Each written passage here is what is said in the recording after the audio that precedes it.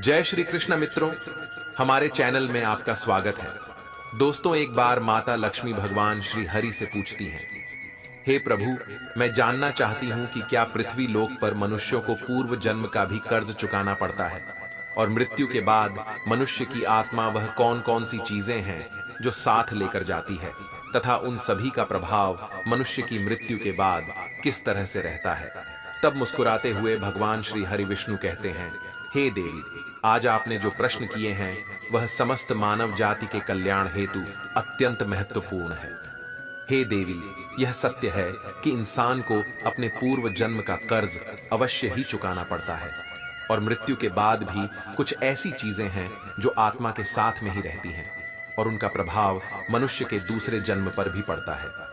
तब मां लक्ष्मी पूछती हैं, हे प्रभु, यह कैसा कर्ज होता है जो अगले जन्म में भी चुकाना पड़ता है, और वह कौन सी चीजें हैं जो अगले जन्म में भी प्रभाव डालती हैं।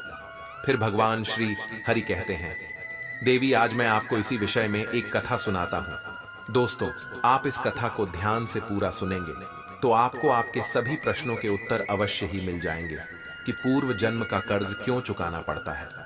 इस कथा का श्रवण करने मात्र से ही आपके जीवन में सुख संपत्ति और धन की वर्षा होगी, इसलिए इसे पूरा ध्यान से जरूर सुने।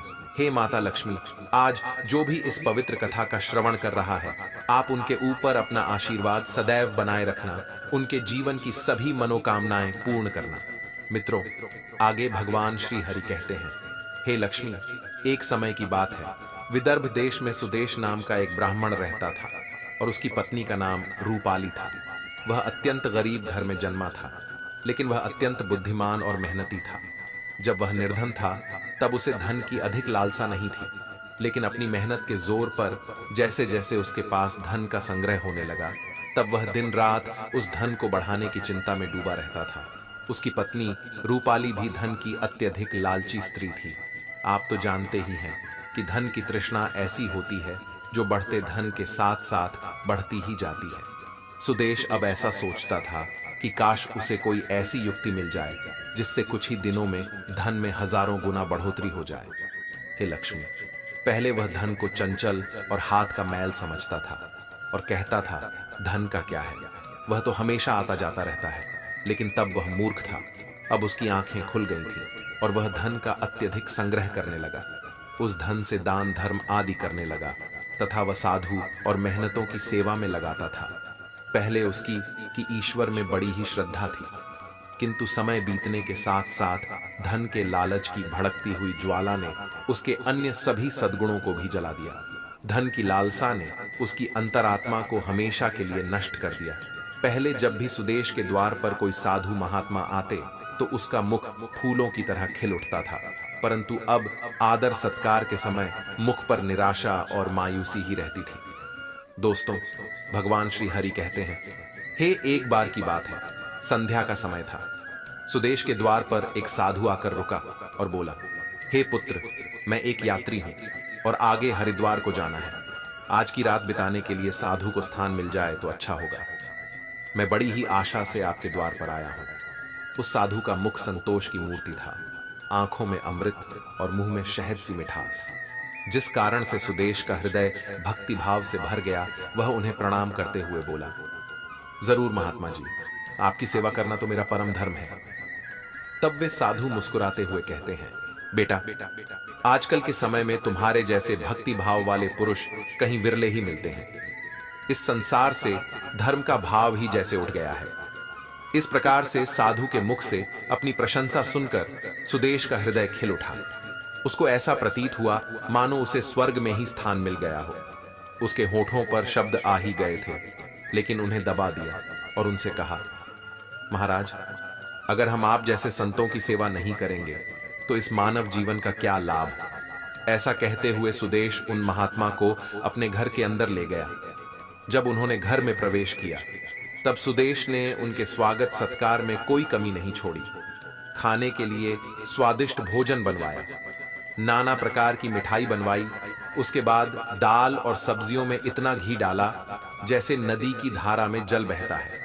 भले ही सुदेश उन महात्मा को इतने पौष्टिक आहार देने के पक्ष में नहीं था, लेकिन महात्मा की बातों में कुछ ऐसी शक्तियां थीं कि उसके वर्षों पुराने विचार चंद पलों में बदल गए, जैसे सूखी धरती पर एक दिन की बारिश से हरियाली छा जाती है। इस भक्ति भाव से महात्मा का दिल खुश हो गया। रात भर बातें होती रहीं, ज्ञान और भक्ति की चर्चाएं चलती रहीं। अंत में सुदेश ने पूछा कि महात्मा जी, आप साधु कैसे बने? साधु ने हंसकर उत्तर दिया, बेटा, बुढ़ापा आ गया है, अब क्या सारी उम्र गृहस्थी में ही फंसा रहूंगा? कुछ हरि भजन भी तो करना चाहिए। ईश्वर कृपा से बहुत धन कमाया है, मेरे 4 पुत्र हैं और एक कन्या भी है। अब सारी धन दौलत उन्हें बांट दी है और अब तीर्थ यात्रा को जा रहा हूं। फिर कुछ समय के पश्चात सुदेश ने साधु की तरफ देखा और पूछा, तो क्या आपने अपना सब कुछ बच्चों को दे दिया या अपने पास भी कुछ रखा है? तभी साधु ने उत्तर दिया, बेटा, मेरे हाथ में जो यह लाठी देख रहे हो, यह अंदर से खोखली है। इसमें मैंने 500 स्वर्ण मुद्राएं डाल रखी हैं। यात्रा में कभी कभी धन की आवश्यकता भी पड़ जाती है। यह कहते कहते साधु को नींद लग गई, लेकिन सुदेश की आंखें जाग रही थी। ये सारी बातें उसकी पत्नी रूपाली ने भी सुनी ली थी। अब रात्रि का पहला पहर बीत गया था। वह बार बार महात्मा की लाठी को देख रहा था और मन ही मन कुछ सोच रहा था। अब उसके अंदर लोभ लालच की माया का संचार हुआ, किंतु उसकी अंतरात्मा इस घृणित कार्य को करने से रोक रही थी। लेकिन वहीं मन की दुरात्मा स्वर्ण मुद्राएं पाने की जिद पर अड़ गई। कुछ समय तक इस संघर्ष में ही उसके मन का बुरा हाल हो चुका था कि तभी उसकी पत्नी उसके पास आकर बैठ जाती है और कहती है, स्वामी, आप किस गहरी चिंता में डूबे हैं? क्या आप भी वही कुटिल मंशा से सोच रहे हैं जो मैं सोच रही हूं? इस महात्मा ने तो अपनी खूब सेवा करवा ली है, अब इन्हें कुछ तो हर्जाना भरना पड़ेगा। तब सुदेश कहता है, रूपाली, मेरे मन में बड़ी ही दुविधा हो रही है।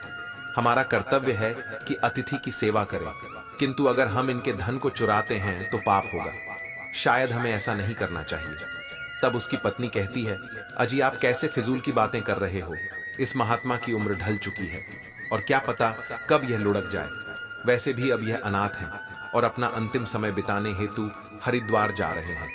आप अपने मन को मत रोको और इन स्वर्ण मुद्राओं को ले लो। मुझे लगता है ईश्वर भी यही चाहते हैं। इसी कारण से यह महात्मा यहाँ पधारे हैं और जो बात सबसे गुप्त रखनी चाहिए उसे ही आपको बता दी है। तब सुदेश कहता है, ठीक है दोस्तों। भगवान श्री हरि आगे कहते हैं, हे लक्ष्मी, अंततः लोभ ने धर्म को हरा दिया। सुदेश ने लाठी उठाई, पर उसके हाथ पैर कांप रहे थे। उसकी अंतरात्मा ने एक बार फिर से बड़बड़ाना शुरू किया, लेकिन लोभ के दृढ़ हाथों ने उसे दबा दिया। तभी सुदेश और रूपाली ने लाठी खोली और उसमें से स्वर्ण मोहरों को निकाल लिया और उनकी जगह सामान्य लोहे के सिक्के भर दिए। अगले दिन प्रातः सुबह महात्मा सुदेश और उसकी पत्नी की विनम्रता पूर्वक आज्ञा लेकर स्नान आदि करके अपनी अगली यात्रा के लिए तैयार हो गए। किंतु अभी भी सुदेश का दिल धड़क रहा था।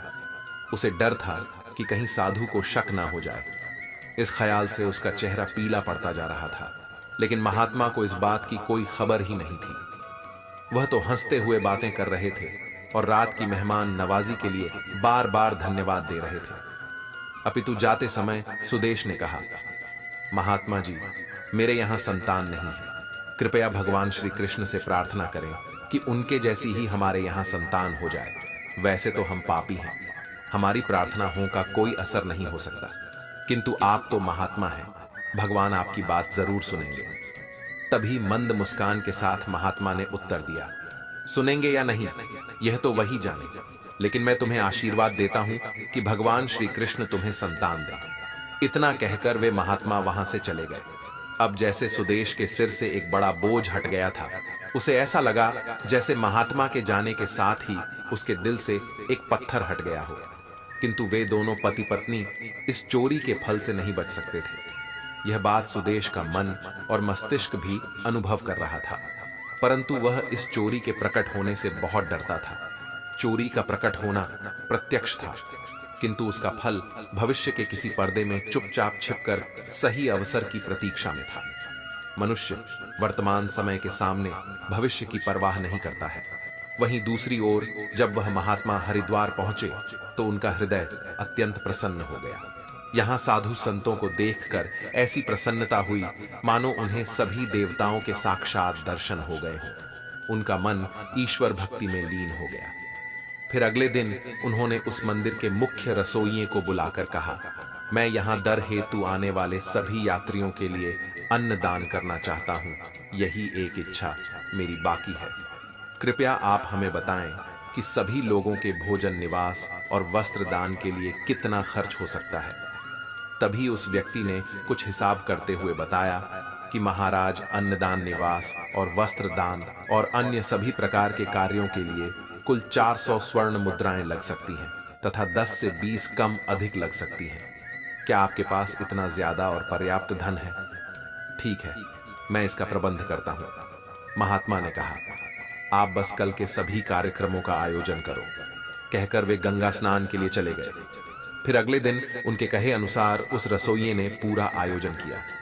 हरिद्वार के परिसर में बड़ी ही धूमधाम और खुशी के साथ अन्नदान, वस्त्र दान, भजन आदि कार्यों को संपन्न किया। वहां मौजूद सभी लोग देखकर खुशी से कहने लगे, महात्मा स्वयं गरीब होकर कितने उदार हैं और जिनके पास धन की कोई कमी नहीं होती, वे व्यर्थ के दिखावे में लुटा देते हैं, परंतु धर्म की राह पर एक कौड़ी भी खर्च नहीं करते। यह एक नेक दिल मनुष्य है जिसने अपना धर्म समझा और धर्म के सामने धन का मोह नहीं देखा। अपनी प्रशंसा सुनकर महात्मा की खुशी का कोई ठिकाना ना रहा। उनका हृदय आनंद से प्रसन्न हो रहा था, किंतु दूसरी ओर उसका भाग्य रो रहा था। जब संध्या हुई, महात्मा ने अपने कमरे का दरवाजा बंद किया और लाठी को खोलकर देखा तो लाठी के अंदर लोहे के सिक्कों को देखकर उसका हृदय कांप गया। उसे ऐसा प्रतीत हुआ मानो वह कोई भयानक स्वप्न देख रहा हो। उसे अपनी आंखों पर यकीन नहीं हो रहा था। वह चाहता था कि यह स्वप्न जल्द से जल्द टूट जाए, पर यह कोई ऐसा स्वप्न नहीं था जिससे नींद खुल जाए। उसने बार बार अपनी आंख मलमल कर देखा, पर सिक्के वहीं थे, लोहे के। अब उस महात्मा को थोड़ी ही देर में रसोइये को हिसाब करके उनका धन लौटाना था। उसने सोचा, अब क्या होगा। अपमान की छवि उसकी आंखों के सामने खींच गई। वह कहने लगा, हे प्रभु, आप मुझे क्षमा करें। महात्मा कांपते हुए खड़े हो गए। उन्हें अपमान का ख्याल अपमान से भी ज्यादा डरावना लग रहा था। अब उनमें इसे सहन करने की शक्ति नहीं थी। वे कुछ देर तक सोते रहे और उन्होंने अचानक से दरवाजा बंद कर लिया और साथ ही उम्मीदों के द्वार भी बंद हो गए। महात्मा ने चारपाई की रस्सियों को निकाला और उन्हें छत से लटका दिया। अब मौत दरवाजे पर खड़ी थी कि तभी महात्मा की अंतरात्मा ने उपदेश दिया। दिमाग ने भी सलाह दी कि यह तुम क्या कर रहे हो। आत्महत्या सबसे बड़ा निंदनीय कर्म है, ऐसा मत करो। पर निराशा ने हर तरफ से हरा कर रख दिया। महात्मा का चेहरा मृत व्यक्ति की तरह सफेद पड़ गया था। तब उसने चारपाई पर खड़े होकर अपनी गर्दन में फंदा डाला और कांपते हुए पैरों से चारपाई को ठोकर मार दी। वह महात्मा फांसी पर झूल गया और उसकी मौत हो गई। जहां सुबह बहुत सुखपूर्वक और शांत थी, लेकिन किसे पता था कि शाम इतनी दुखद होगी। कुछ ही समय बाद यह घटना का चारों ओर फैल गई। यह सब देखकर उस रसोइये ने ही महात्मा का अंतिम संस्कार किया और फिर से भगवान का नाम लेकर अपने काम में लग गया। दोस्तों, भगवान श्री हरि आगे कहते हैं, हे लक्ष्मी, वो महात्मा तो मर गए, लेकिन उनका आशीर्वाद अभी भी जीवित था। 1 साल के भीतर ही चोर ब्राह्मण सुदेश के घर में एक पुत्र का जन्म हुआ। इस अवसर पर सुदेश ऐसे प्रसन्न था मानो सारे संसार का धन उसे मिल गया हो। अब तो अंधेरे घर में प्रकाश छा गया था। उसके पैर धरती पर ना पड़ते थे।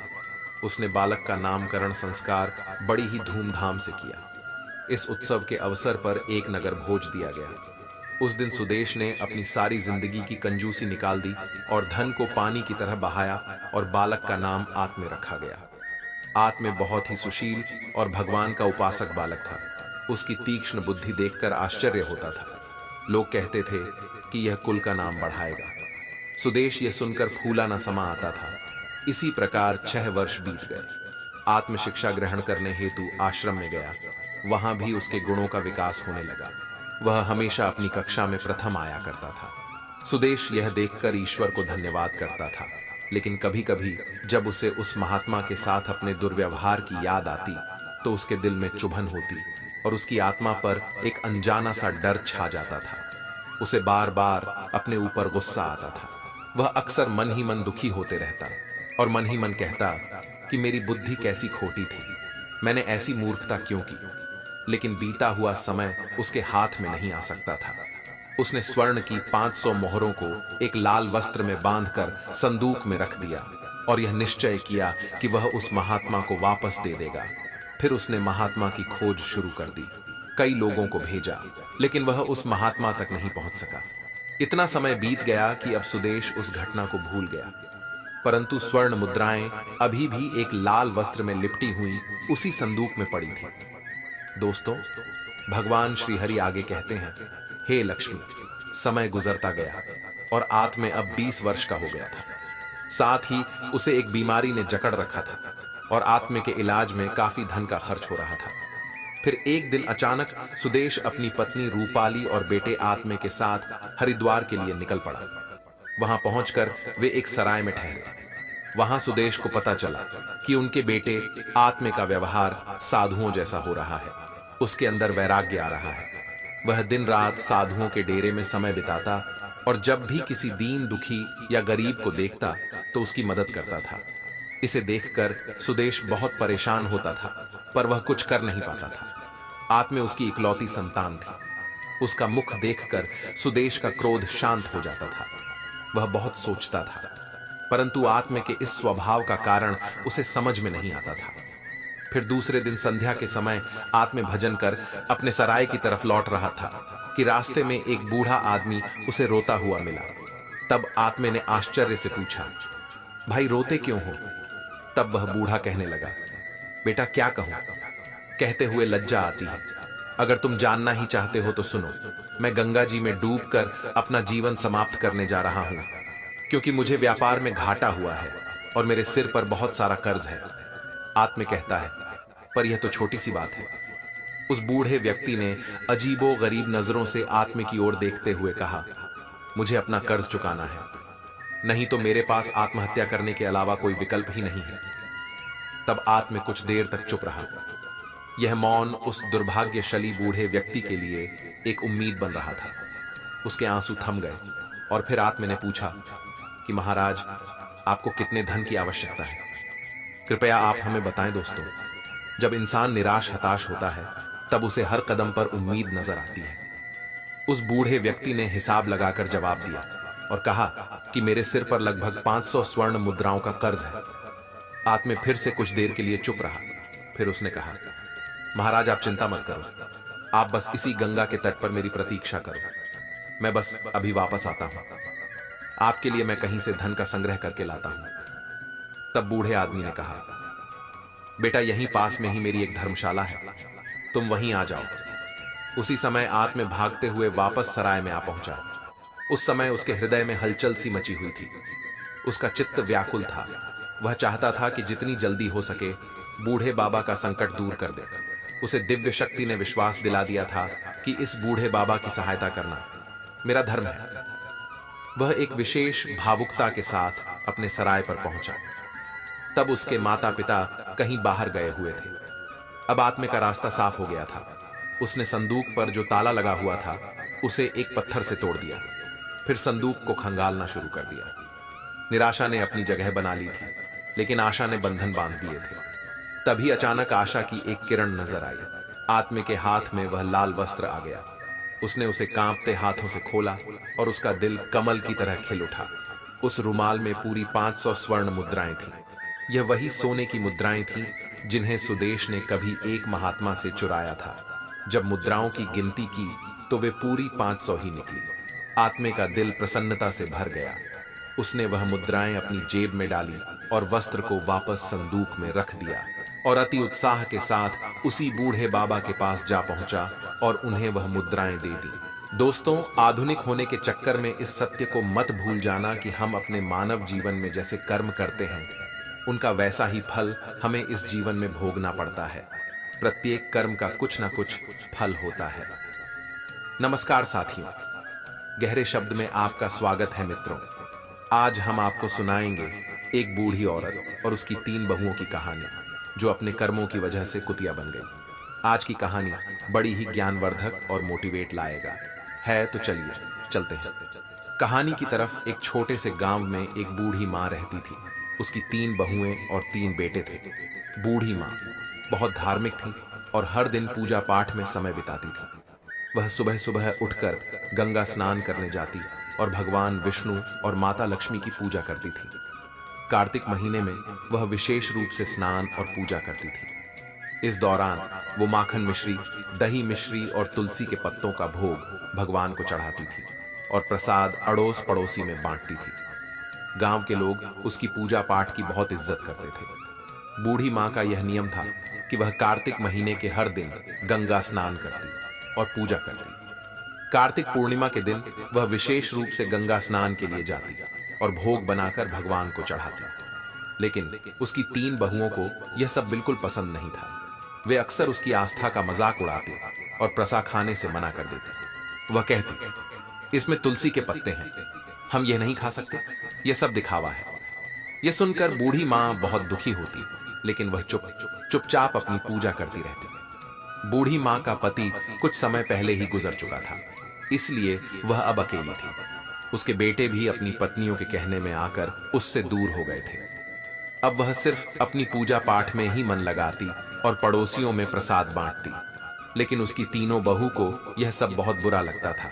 वे कहती, यह सांस जब देखो तब पूजा पाठ में लगी रहती है, अनाप शनाप खर्च करती है, पंडितों को बुलाती है, दान पुण्य करती है। अगर यह मर जाए तो अच्छा हो, कम से कम यह खर्चा तो बचेगा। बूढ़ी मां ने अपने तीनों बेटों को बड़े प्यार से पाला था।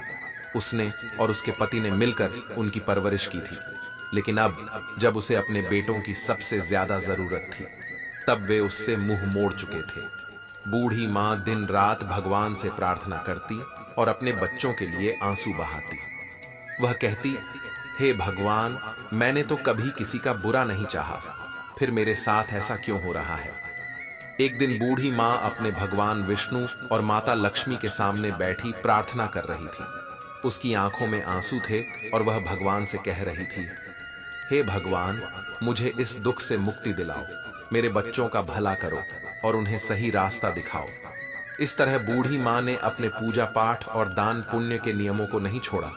लेकिन उसकी तीनों बहुओं ने ठान लिया था कि वे अब इस घर में नहीं रहेंगी और बंटवारा करके अलग हो जाएंगी। वे सोचती थीं, अगर हम अलग हो जाएं तो अपनी मर्जी से रह सकेंगे और सांस की पूजा पाठ के खर्चे से बच सकेंगे। तीनों बहुओं ने एक दिन आपस में बात की और बंटवारे की योजना बनाई। उन्होंने अपने पतियों से कहना शुरू किया कि अब हमें अलग हो जाना चाहिए। छोटी बहू ने अपने पति से कहा, देखिए, बड़े भैया के बच्चे बड़े हो रहे हैं और हमारे बच्चे छोटे हैं। हमें अभी बहुत मेहनत करनी है, बच्चों को पढ़ाना है। अगर हम अलग हो जाएंगे तो अपने बच्चों की अच्छी तरह से देखभाल कर पाएंगे। सांस का खर्चा बहुत ज्यादा है, हर समय पूजा पाठ में लगी रहती है और बहुत पैसा खर्च करती है।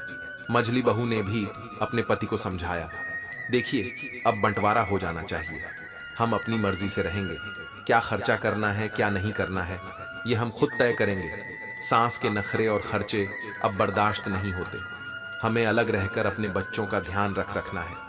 बड़ी बहू ने भी अपने पति से यही बात कही, बच्चे बड़े हो रहे हैं, कल उनका शादी ब्याह करना है, पैसे कमाते रहेंगे और सांस का खर्चा करते रहेंगे तो कैसे चलेगा।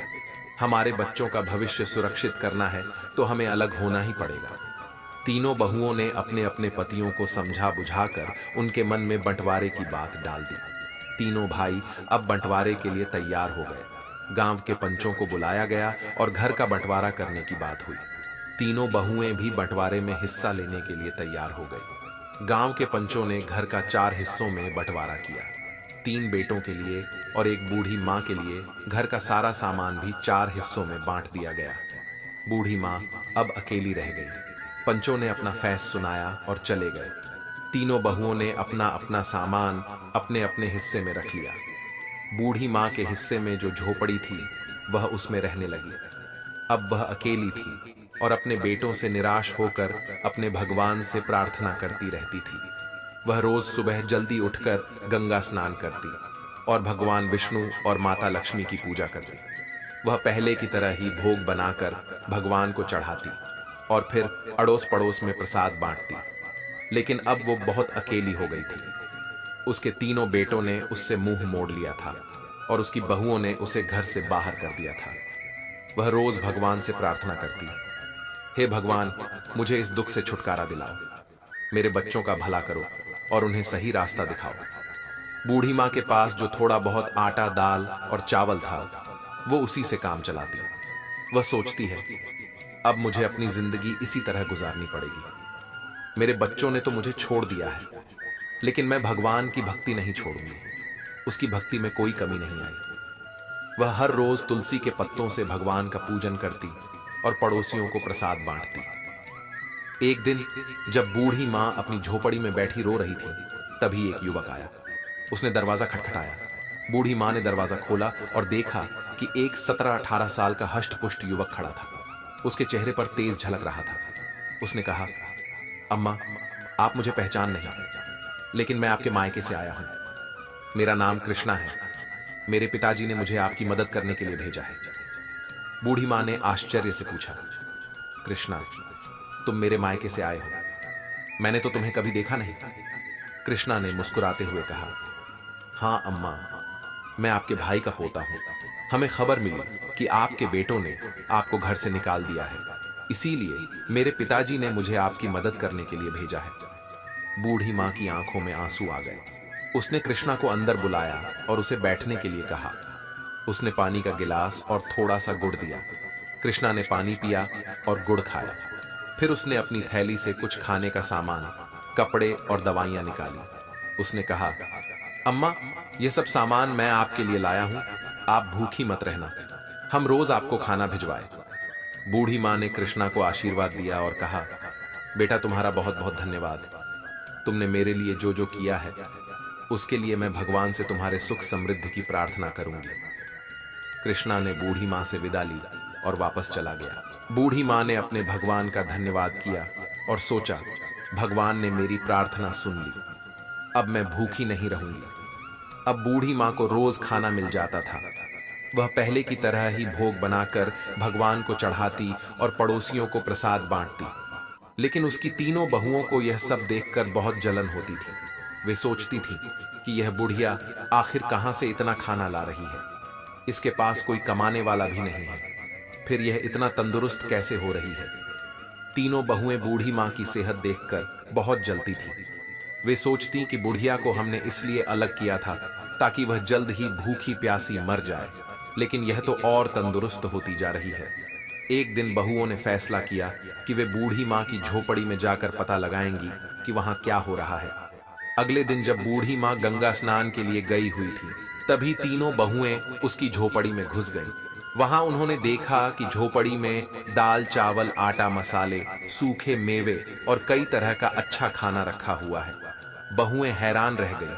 वे आपस में बातें करने लगीं कि यह बुढ़िया इतनी चालाक निकली। हमें लगता था कि यह भूखी प्यासी मर रही है, लेकिन यहाँ तो हर चीज का भंडार है। बड़ी बहू ने कहा, इसने जरूर हमारे घर से चोरी करके यह सब जमा किया है। हम काम में लगी रहती थी और यह चोरी चोरी अपना घर भरती रही। अब इसे सबक सिखाना होगा।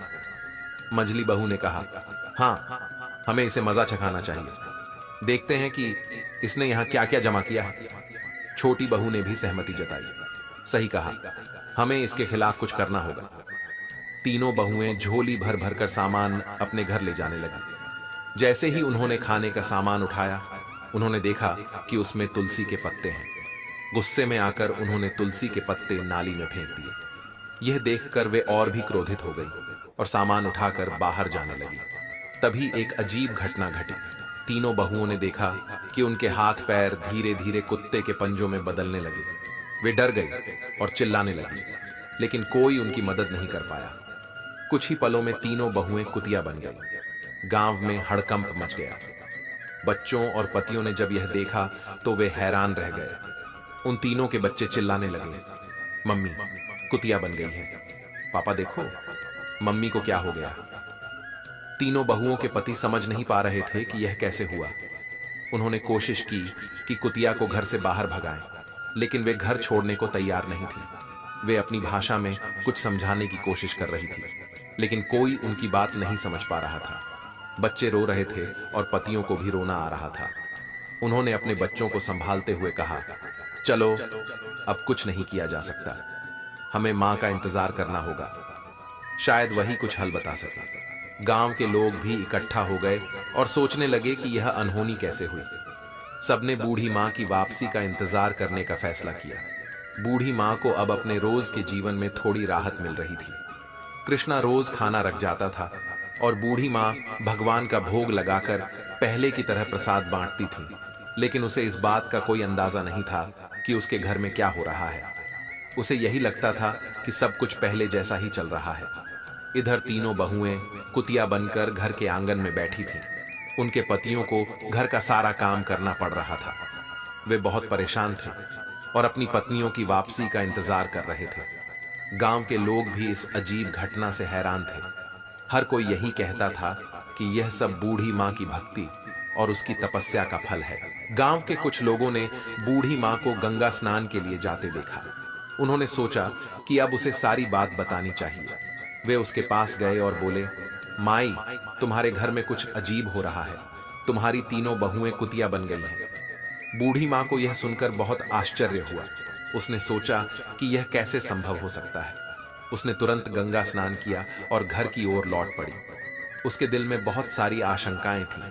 उसने भगवान से प्रार्थना की, हे भगवान, मेरे घर की रक्षा करना और मेरे बच्चों को सही रास्ता दिखाना। जब बूढ़ी माँ घर पहुंची तो उसने देखा कि गांव के लोग उसके घर के सामने इकट्ठा थे।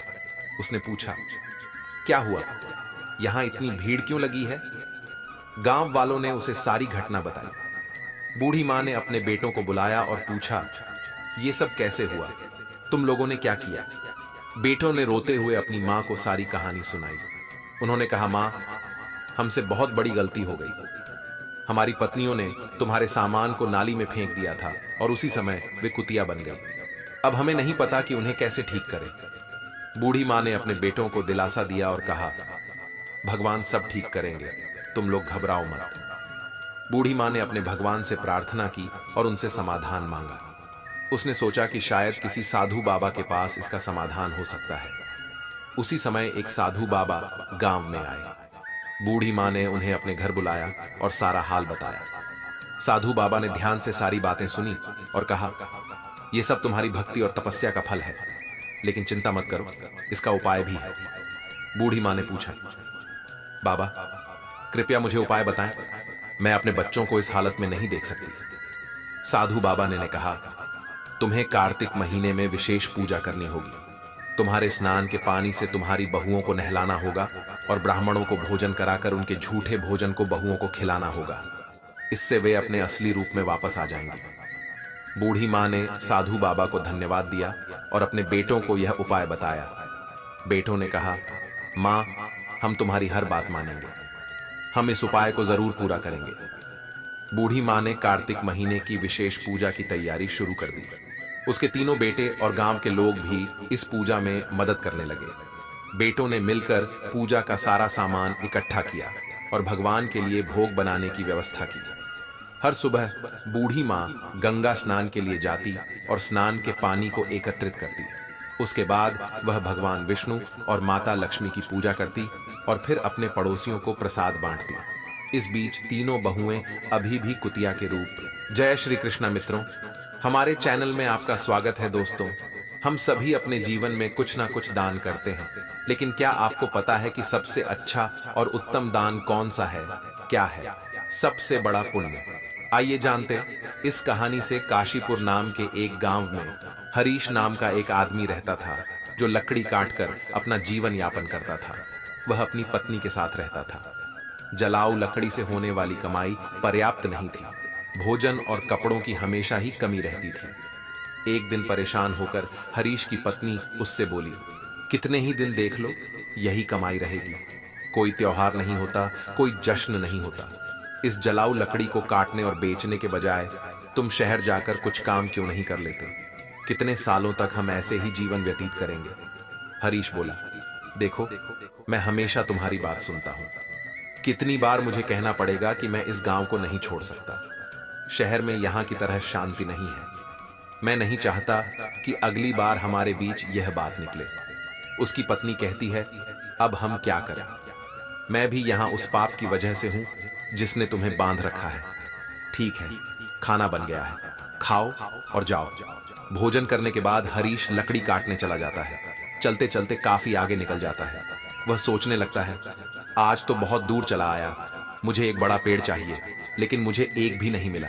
वहां एक पेड़ है पर काफी छोटा है, इससे मेरा क्या होगा? ठीक है, आज के लिए इससे ही काम चलाना पड़ेगा। वह एक पेड़ काटता है और अपने सिर पर जलाऊ लकड़ी का एक बंडल रखता है और उस लकड़ी को बेचने के लिए जाता है। यह क्या, लकड़ी खरीदने वाला कोई नहीं है? क्या इन सब लकड़ियों को मुझे घर लेकर जाना पड़ेगा?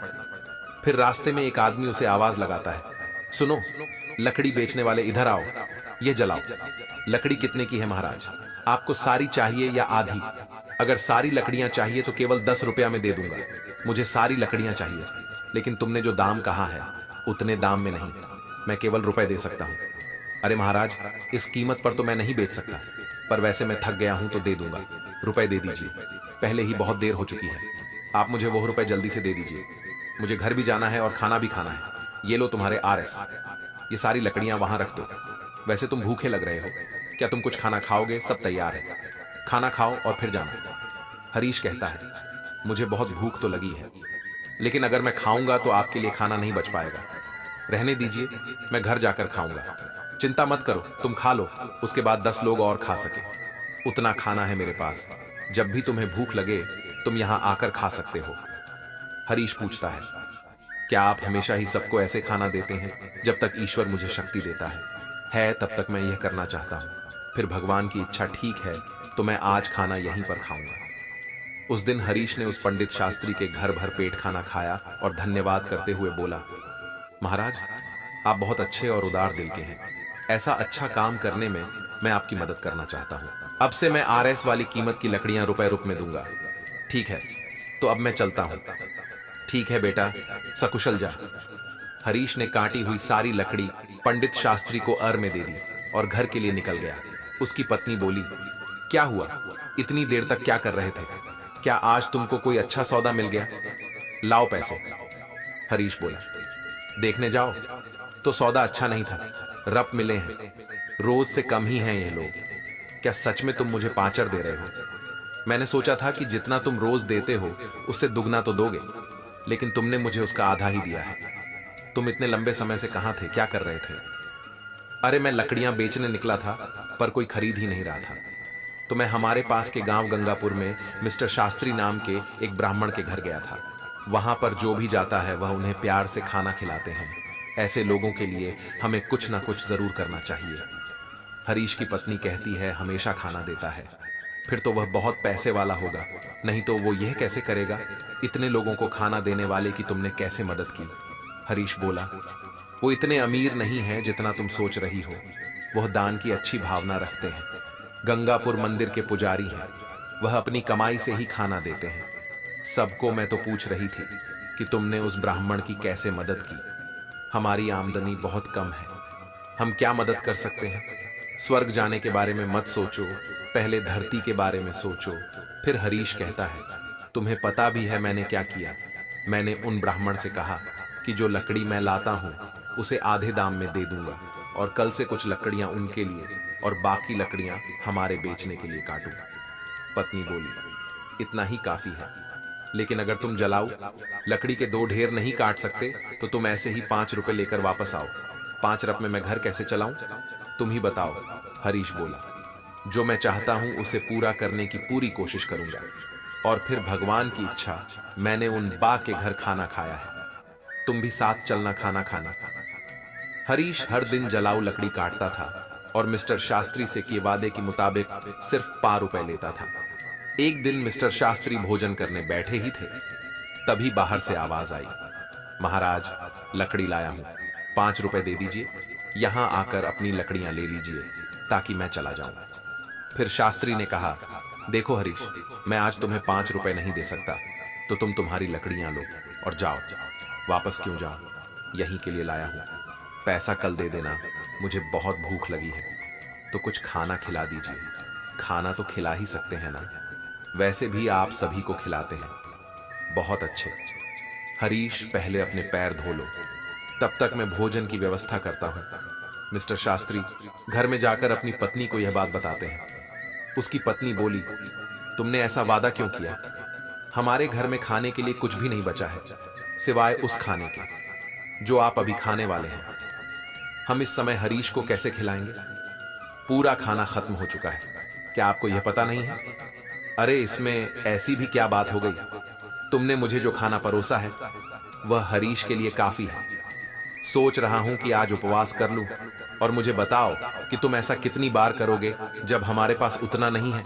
तो यह सब क्यों करना है? वह सब कहां से लाए? सब भगवान देता है। पहले हरीश को खिला के आओ। पंडित शास्त्री ही थे जिन्होंने ने वालों को खाना दिया, भले ही उनके पास ना हो। एक दिन हमेशा की तरह हरीश लकड़ी काटने जाता है। वह सोचता है, जंगल के सामने के सारे सूखे पेड़ तो मैंने काट दिए, अब बाकी बचे हरे पेड़, जंगल के अंदर जाना थोड़ा मुश्किल लग रहा है। मैं इससे पहले कभी इतना अंदर नहीं गया। मुझे सावधान रहना चाहिए, जंगली जानवर हो सकते हैं। अगर मुझे कुछ हो गया तो यह सोचकर हरीश जंगल के बीच चला जाता है। ये इतनी दूर आ गया पर कोई पेड़ नहीं मिला। यह अच्छा लग रहा है, एक शाखा ही काफी है।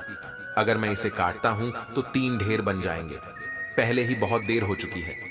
ऐसा सोचकर हरीश उस बड़े पेड़ पर चढ़ गया और उस डाली पर बैठकर उसी डाली को काटने लगा। बहुत बड़ी शाखा होने के कारण शाखा टूटकर बगल के पेड़ के नीचे टीले पर गिर जाती है।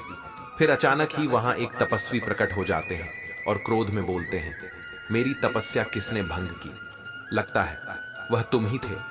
मैं तुम्हें श्राप देता हूं, तुम कुत्ते बन जाओगे। फिर हरीश घबराकर कहता है, अरे महाराज, मुझे नहीं पता था कि आप यहां नीचे बैठे हैं। मैं यहां 100 साल से तपस्या कर रहा हूं और तुमने मेरी तपस्या भंग की है। हरीश ने कहा, मैं तो रोज पेड़ काटने आता हूं और जलाओ लकड़ियां बेचता हूं। मैंने जानबूझकर ऐसा नहीं किया, मुझे माफ कर दीजिए। महाराज, कृपया इस श्राप को वापस ले लीजिए। मैंने में आकर तुम्हें श्राप दिया क्योंकि तुमने मेरी तपस्या तोड़ी। इस श्राप को वापस लेना संभव नहीं है। जिसने श्राप दिया है उसके लिए भी संभव नहीं है। पर मैं तुम्हें एक उपाय बताता हूं, सुनो। हरीश बोला, कृपया मुझे बताइए महाराज, मैं इस श्राप से छुटकारा पाने के लिए क्या करूं? तुम ऐसे लोगों को ढूंढो जो सबसे अच्छा दान देते हो। उनके खाने के बाद अगर उनके खाने में कोई भी दाना बच जाता है तो उसे खाकर तुम श्राप से मुक्त हो जाओगे। अगर तुम अपने अभी के रंग से पूरी तरह से सफेद हो जाते हो तो तुम इस श्राप से मुक्त हो जाओगे। हरीश रोते हुए कहता है, मैं अपनी पत्नी को रोजाना जलाऊं, लकड़ी काटने से मिलने वाले पैसों से सहारा देता हूं। अब मैं कुत्ता बन गया हूं तो मेरी पत्नी का क्या होगा? महाराज, चिंता करने की जरूरत नहीं है। तुम्हारी पत्नी को कपड़ों की कोई कमी नहीं होगी। भगवान है जो इसकी व्यवस्था करेंगे। इस बार जब श्राप टूटेगा तो तुम अपने कष्टों से मुक्त हो जाओगे और धन धान्य से सुखी जीवन व्यतीत करोगे। हरीश श्राप के कारण कुत्ते में बदल जाता है। मुझे अब इजाजत दीजिए महाराज। इतना कहकर वह श्राप से छुटकारा पाने के लिए यात्रा शुरू करता है। वह सोचने लगता है, जैसा आर्ष ने कहा था, मुझे सबसे अच्छा दान देने वाले कहां मिलेंगे? मेरी कुछ भी समझ नहीं आ रहा। हाँ, पंडित शास्त्री है ना, वह बड़े ही उदार दिल के आदमी हैं। अब मैं पहले प्रयास के रूप में पंडित शास्त्री के पास जाता हूं। हरीश कुत्ते के रूप में शास्त्री के घर जाता है। शास्त्री अपनी पत्नी से कहता है, चलो अच्छा हुआ, आज मैं बिना किसी परेशानी के सभी मेहमानों को खाना खिला पाया। सच में मैं बहुत संतुष्ट हूं। भगवान मुझे उन सभी को खाना खिलाने की शक्ति दे जो आज यहां आए हैं। शास्त्री के खाना खा लेने के बाद उसकी पत्नी ने बाकी खाना बाहर फेंक दिया। हरीश कुत्ते के रूप में वहां आया और शास्त्री के खाने से बचा हुआ खाना खा लिया। खाना खाते ही उसका आधा शरीर तुरंत सफेद हो जाता है। हरीश खुश होकर कहता है, मुझे लगा ही था कि पंडित शास्त्री बहुत ही उदार आदमी है। मुझे तुरंत ही आधे श्राप से मुक्ति मिल गई, लेकिन पूरी तरह श्राप मुक्त होने के लिए किसी दूसरे आदमी को ढूंढना होगा।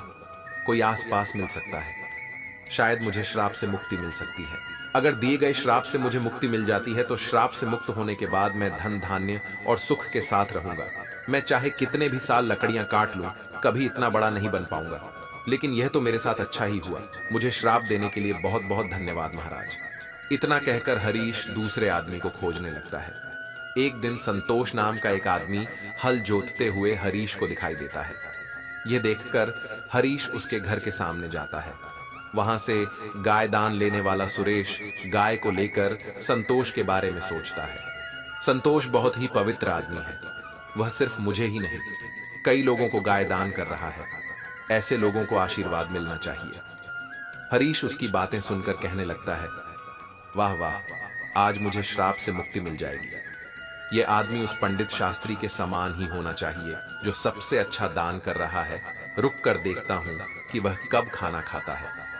हरीश के वहां बहुत देर तक इंतजार करने के बाद संतोष ने अपना खाना खाया और पत्ते को बाहर फेंक दिया।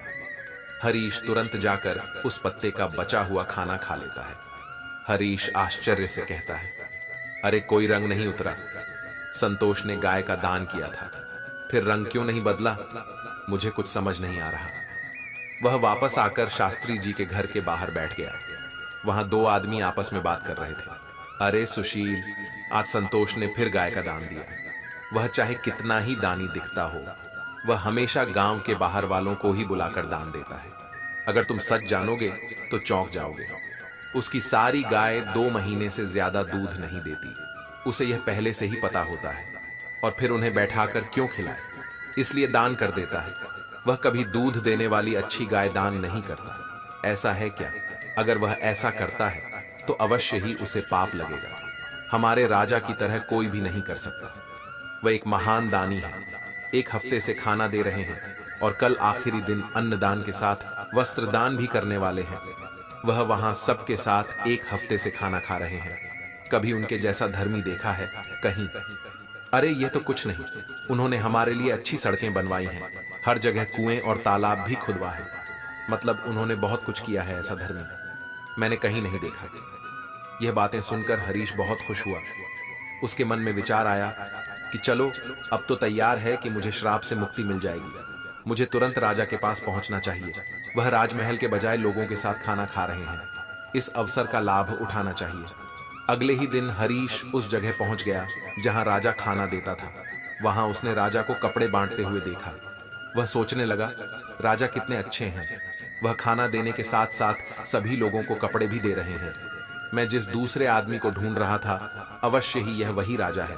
राजा के खाने तक इंतजार करना होगा। राजा के खाने के बाद सैनिक उस पत्ते को बाहर फेंक देते हैं जिसमें राजा ने खाना खाया था। यह देखकर हरीश वहां जाता है और पत्ते में से खाना खाता है। फिर आश्चर्यजनक रूप से खुद को देखकर कहता है, अरे ये क्या, इतने महान दानी राजा का भोजन करने के बाद भी मेरा रंग नहीं बदला। यह श्राप तो दूसरी तरह का लग रहा है। मुझे तुरंत उस आर्षि के पास जाना चाहिए जिसने मुझे यह श्राप दिया। हरीश उस स्थान पर पहुंचता है जहां आर्षि थे। वह आर्षि को प्रणाम करता है। तपस्वी उसे निराश देखकर पूछते हैं, क्या हुआ हरीश? ऐसा लगता है कि तुम्हें अभी तक केवल एक ही आदमी मिला है, केवल आधा रंग बदला है। क्या तुम्हें और कोई नहीं मिला? श्राप मिले हुए बहुत दिन हो गए। फिर हरीश कहता है, मुझे तो शंका है।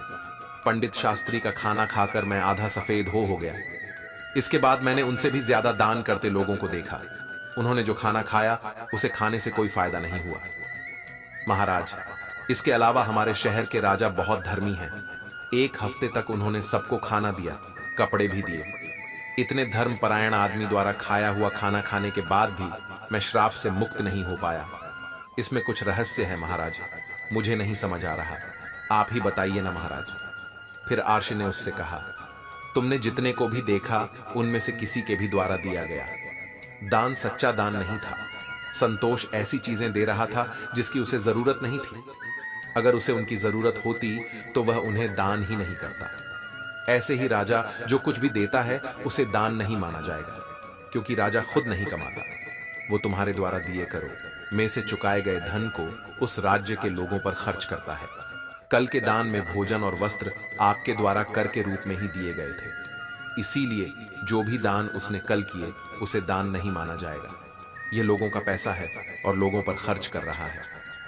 समझ रहे हो तुम? इसमें राजा का दान कहाँ है? इसलिए राजा ने जो समृद्ध भोजन खाया वह तुम्हें श्राप से मुक्त नहीं कर पाया। देखो हरीश, सही दान जो उस शास्त्री ने भूखे को खाना दिया वो था। भले ही उन्होंने खाना नहीं खाया, इसलिए उसका दान सबसे अच्छा है।